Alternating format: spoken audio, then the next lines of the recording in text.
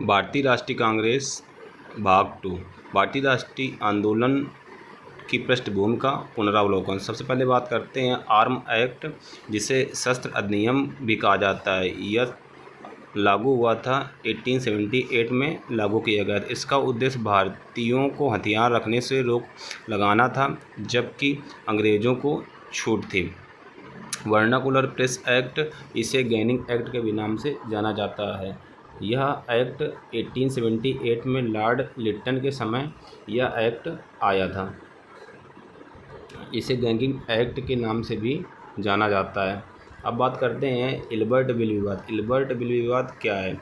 इस बिल में का उद्देश्य भारतीय न्यायाधीशों को यूरोपीय लोगों के मुकदमे सुनने का अधिकार था, लेकिन न्यायपालिका में समानता आती थी। इंडियन एसोसिएशन 1876, इसकी स्थापना सूर्यनाथ बनर्जी ने की और आनंद मोहन बोस ने 1876 में इसकी शुरुआत की थी। इस संगठन ने 1883 से 1885 में 2 महत्वपूर्ण सम्मेलनों का आयोजन किया गया था। बाद में 1886 में इंडियन एसोसिएशन को दादा भाई नौरोजी की अध्यक्षता में कांग्रेस के दूसरे अधिवेशन में भारतीय राष्ट्रीय कांग्रेस में मिला गया था। भारतीय राष्ट्रीय कांग्रेस का गठन और प्रारंभिक सत्र। यहाँ पर भारतीय राष्ट्रीय कांग्रेस की स्थापना 1885 में ब्रिटिश अधिकारी एओ होम द्वारा की गई थी। इसे इंडियन नेशनल यूनियन कहा गया था, लेकिन दादा भाई नौरोजी के सुझाव पर इसे इंडियन नेशनल कांग्रेस की संज्ञा दी गई। प्रथम सत्र बॉम्बे में 1885 में हुआ था। इसके अध्यक्ष पहले बने थे व्योमचंद्र बनर्जी थे तथा महासचिव एओ होम को निर्वाचित किया गया था। इस सत्र में 72 प्रतिभागियों ने भाग लिया था। यहाँ पर क्वेश्चन पूछा जाता है कि कितने प्रतिभागियों ने भाग लिया, तो 72 प्रतिभागियों ने भाग लिया था। इसकी स्थापना के समय आपके वायसराय कौन थे? इस लॉर्ड डफरिन थे, जिन्होंने कांग्रेस को अति सूक्ष्म अल्पसंख्यक कहकर मजाक उड़ाया था। इसके बाद अन्य महत्वपूर्ण तथ्यों में है इसका तीसरा सत्र मद्रास में 1887 में स्थापित किया गया था। उस समय इसके अध्यक्ष थे बदरुद्दीन तैयब जी थे।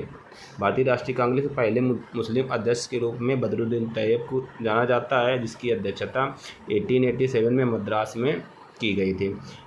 चौथा सत्र 1888 में। प्रथम गैर भारतीय राष्ट्रीय कांग्रेस जॉर्ज ह्यूल को कहा जाता है। इन्होंने इलाहाबाद में आयोजित सत्र की अध्यक्षता की। दरभंगा और महिला सशक्तिकरण और कांग्रेस में भागीदारी। पहली महिला स्नातक 1882 में कादम्बिनी गांगुली और चंद्रमुखी बसु कलकत्ता विश्वविद्यालय से स्नातक की परीक्षा प्राप्त की थी। कादम्बिनी गांगुली का योगदान 1890 के कलकत्ता में हुए कांग्रेस अधिवेशन के दौरान फिरोज शाह मेहता में की गई थी। इस सत्र में कादम्बिनी गांगुली ने भाषण दिया था कि राष्ट्रीय कांग्रेस के अधिवेशन को संबोधित करने वाली पहली महिला बन गई। राष्ट्रीय गीत और राष्ट्रीय कांग्रेस सत्र, कोलकाता सत्र 1887। इस सत्र महत्वपूर्ण सत्र की अध्यक्षता रहीमतुल्लाह इस सयानी ने की थी। ये दूसरे मुस्लिम अध्यक्ष थे, पहले थे बदरुद्दीन तैयब थे।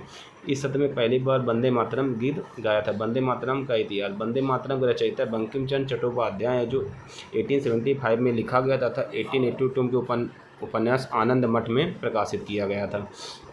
यह मूल रूप से संस्कृत और बंगाली भाषाओं में लिखा गया था।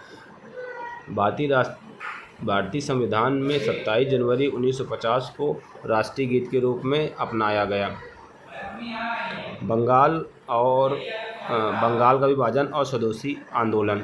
बंगाल का विभाजन सन लॉर्ड कर्जन की अध्यक्षता में 1905 में बंगाल का विभाजन किया। हालांकि ब्रिटिश सरकार ने प्रशासनिक सुविधा का त्याग किया, लेकिन इसका वास्तविक उद्देश्य हिंदू मुस्लिम एकता का तोड़ना था। इस विभाजन के परिणाम स्वरूप बंगाल मुस्लिम हुआ था। बनारस सत्र 1905। इस सत्र बनारस वाराणसी में जिसके अध्यक्ष गोपाल कृष्ण गोखले ने की थी। इस सत्र के विभाजन का विरोध किया गया था। स्वदेशी और बहिष्कार किया गया था। यह घटना भारतीय राष्ट्रीय कांग्रेस के स्वदेशी बहिष्कार आंदोलन के उदय का प्रतीक थी।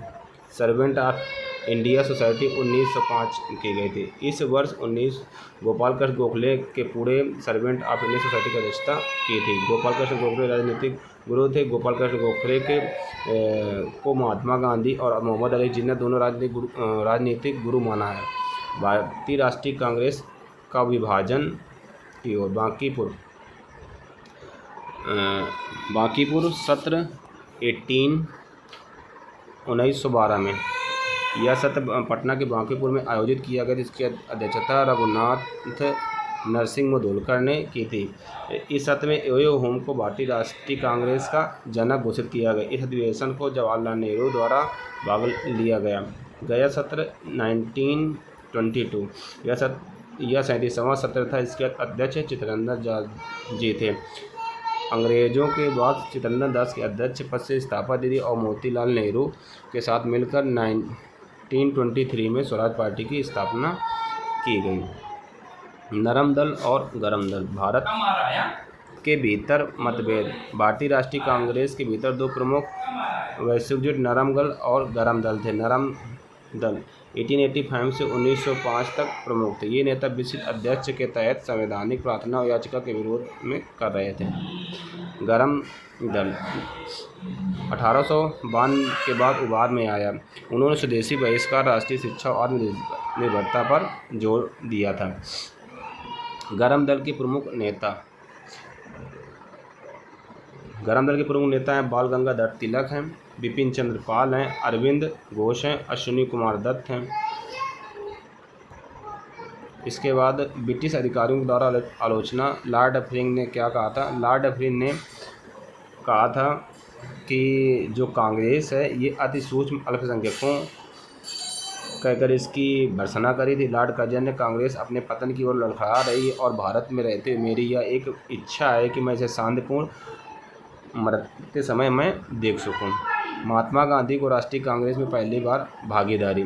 महात्मा गांधी की कांग्रेस में पहली भागीदारी। महात्मा गांधी ने 1911 में कलकत्ता के अधिवेशन में पहली बार भाग लिया। इस सत्र की अध्यक्षता दीनसा वाचा ने की थी।